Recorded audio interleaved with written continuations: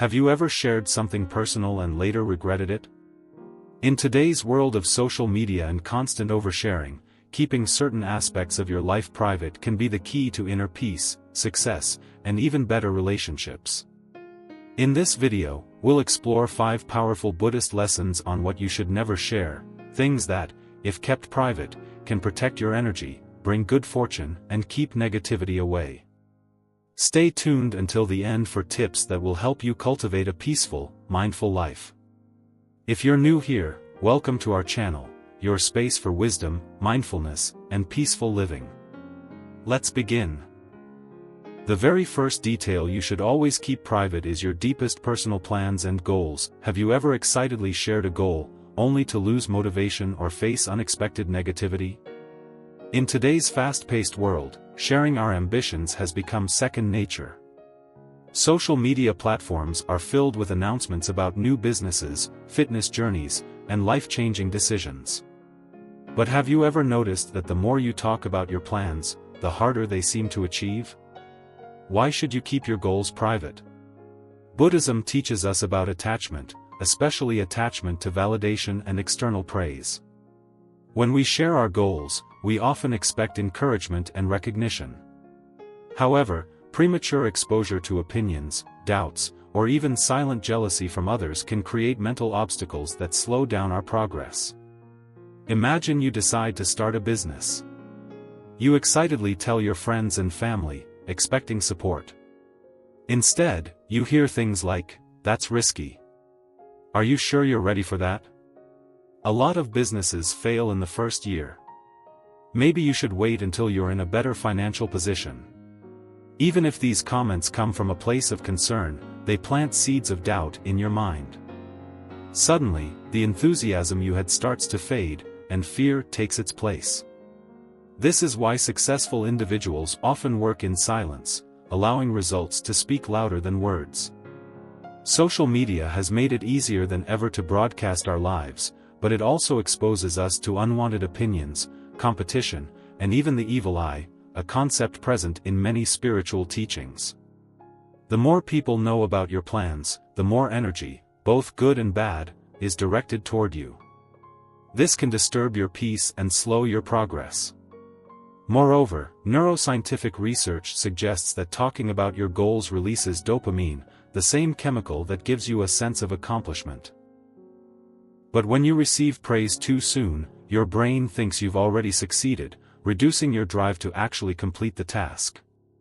This is why many ambitious people prefer to move in silence and let their success make the noise. The Buddha taught that true success comes from focus and self-discipline. Instead of seeking external validation, practice silent diligence. Move forward without distractions, and let your actions, not your words, create the impact. Attachment to praise or criticism is an illusion. Walk your path with mindfulness, not the approval of others. Second important aspect to never share is your kindness toward others. True kindness is selfless. But what happens when we announce our good deeds to the world? Modern society often rewards visibility. Charitable acts, donations, and helping others are frequently shared online for recognition. But in Buddhist teachings, true kindness is meant to be done without expectations. Why should kindness be private? When we perform acts of kindness and immediately share them, we subtly shift our intention from genuine giving to seeking validation. This diminishes the purity of our good deed. Imagine this: you see someone struggling financially and decide to help them. If you then post about it online with captions like, "Helping those in need today.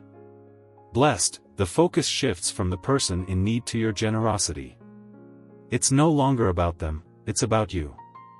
Today, influencer culture has turned charity into performance. While raising awareness is important, personal acts of kindness should remain sacred. Oversharing them can create competition or even pressure others into performative giving, rather than genuine compassion.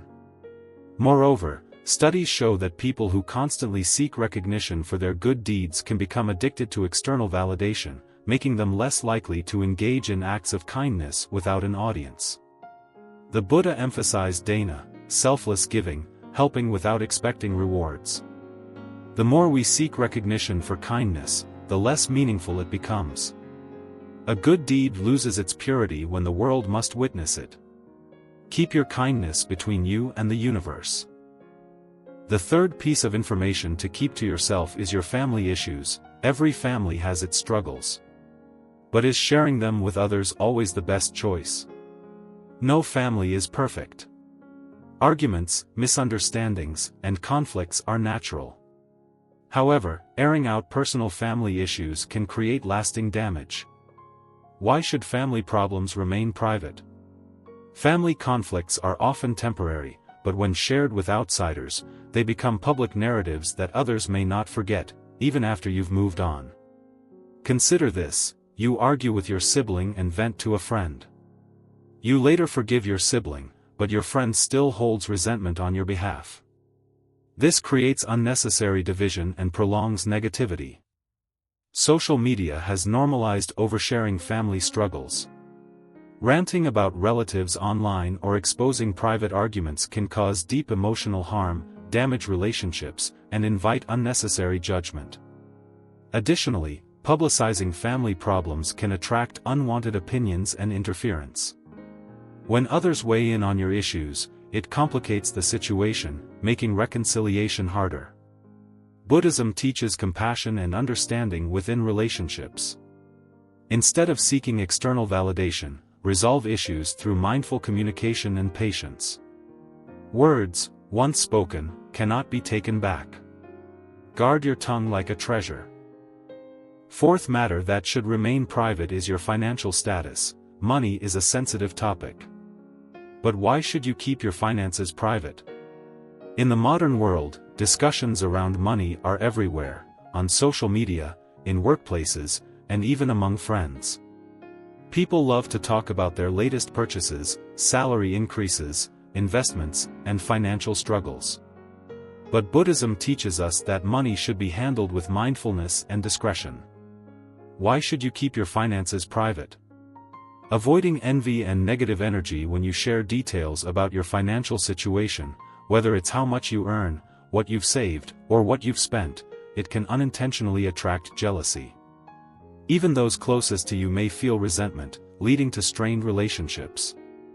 Preventing unwanted expectations: if people know you're financially well off, they may start expecting favors, loans, or gifts. Conversely, if they know you're struggling, they may look down on you or pity you. Either way, oversharing your financial situation can lead to unnecessary complications.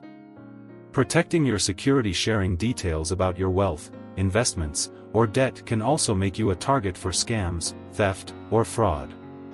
In today's digital world, financial privacy is more important than ever. Instead of discussing wealth openly, practice contentment with what you have and focus on mindful spending and saving. Wealth, like water, flows where it is needed. Attachment to riches creates suffering, while generosity and wisdom bring true abundance. Fifth thing that should always stay confidential is your vulnerabilities and weaknesses. Not everyone deserves to know your struggles. Here's why. In times of hardship, we often seek comfort by sharing our struggles with others. While this can be beneficial in trusted relationships, exposing your vulnerabilities to the wrong people can have negative consequences. Why should you keep your weaknesses private? Not everyone has good intentions. Unfortunately, not everyone you confide in will support you. Some may use your vulnerabilities against you, whether through gossip, manipulation, or taking advantage of your struggles.